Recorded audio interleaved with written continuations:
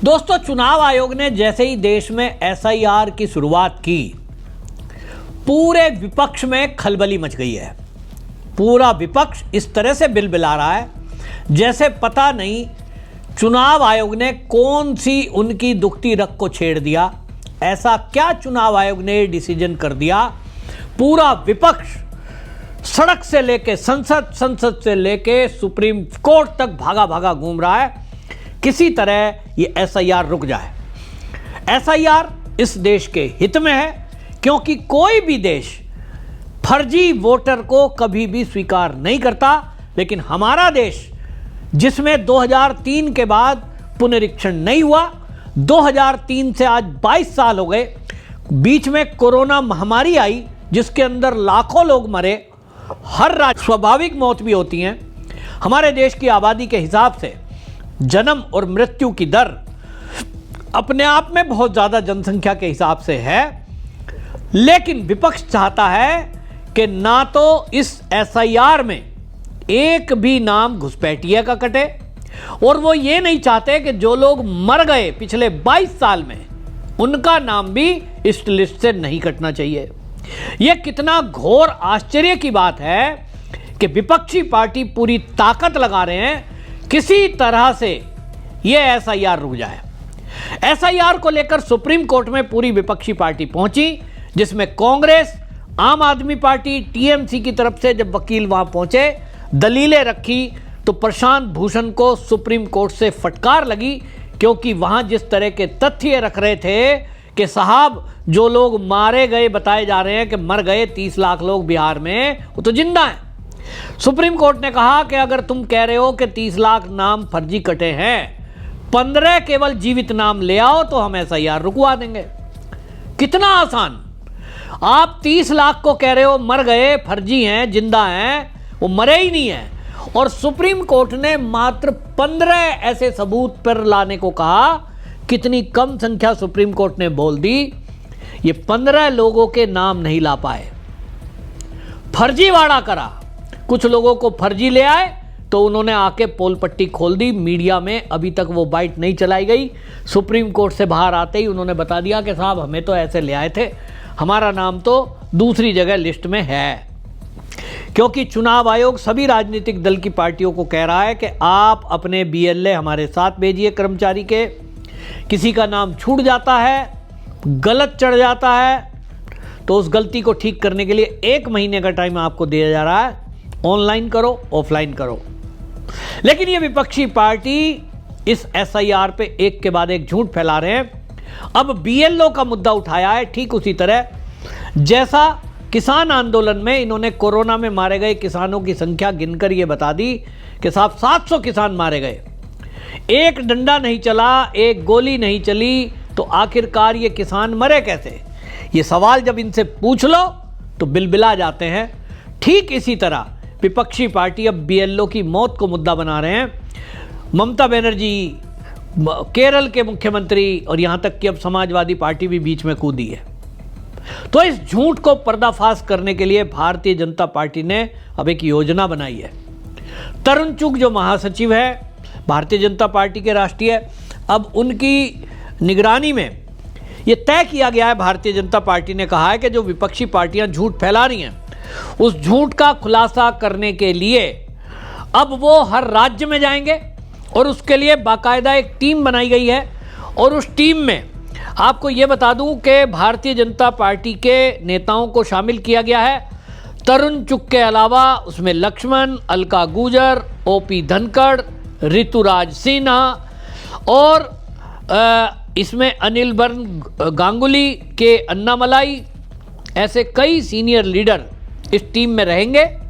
ये नेता data based fact, official input और ग्राउंड लेवल का फीडबैक ये इस्तेमाल करके और ये स्ट्रेटेजी बना रहे हैं। ये वो नेता हैं जो बाकायदा, जो राहुल गांधी ने जैसे प्रेजेंटेशन दी थी उस स्टाइल में हर शहर में जाके मीडिया के सामने प्रेजेंटेशन देंगे, प्रेस कॉन्फ्रेंस करेंगे, जनता से सीधा संवाद करेंगे, और ये इस विपक्षी पार्टियों की पोल खोलने का काम करेंगे कि ये जिस तरह से विपक्षी पार्टी इस देश में फर्जीवाड़े को बढ़ावा दे रहे हैं। आप सोचिए कि भाई 23 साल हो गए, जबकि होना ये चाहिए कि हर चुनाव के पहले, जिस भी राज्य में लोकसभा का चुनाव हो, राज्यसभा का चुनाव हो, मैं तो कहता हूं लोकसभा का चुनाव है तो उसके अलावा राज्यसभा में तो भाई सांसद वोट डालते हैं, लेकिन विधानसभा के चुनाव के पहले,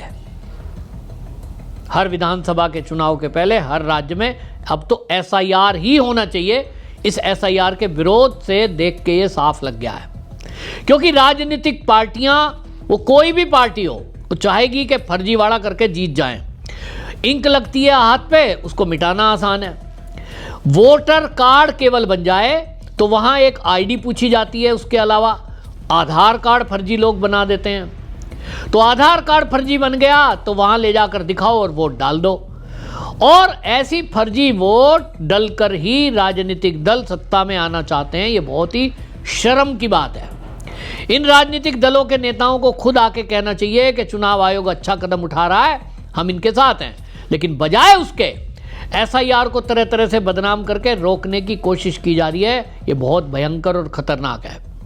मैं तो एक बात और कह रहा हूं, हालांकि वो जटिल प्रक्रिया बताई जा रही है कि जितने भी वोटर कार्ड है आधार कार्ड से लिंक कर दीजिए, अंगूठा उंगली लगाने के बाद ही आपका वेरिफिकेशन हो। कोई पर्ची की जरूरत नहीं है, कुछ करने की जरूरत नहीं है, शकल मिलाने की जरूरत नहीं है। जो मुस्लिम महिला हैं वो ऑब्जेक्शन करती हैं कि साहब बुर्का हमारा हटाया जा रहा है, उस पर बवाल होता है।